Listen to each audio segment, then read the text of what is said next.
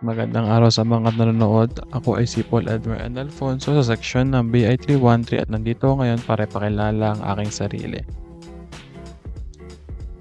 Ayun nga, ang aking pangalan ay Paul Edward N. Alfonso at ako ay 19 na taong gulang. Pinanganak ako noong ika-10 araw ng Pebrero noong 2005. Nakatira ako sa Las Piñas City. Meron akong dalawang kapatid na nakakatanda sa akin.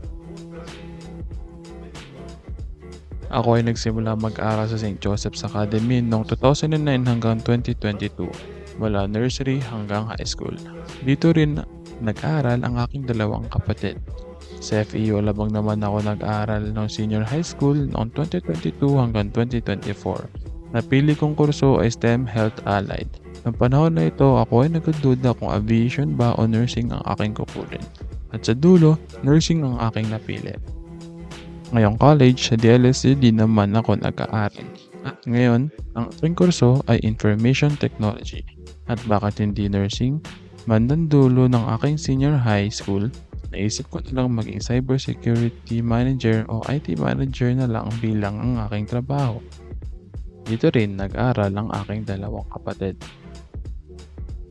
Sa pinakuli ang aking mga hilig. Una ay ang pagkongolekta ng mga figurines o mga laruan tulad ng Gundam. Simula nung bata, mahilig na ako mangolekta ng mga laruan tulad ng Hot Wheels. Siguro, nakuha ko ito sa aking nanay dahil mahilig siya mangolekta ng mga laruan ng kotse mula sa Petron o Shell.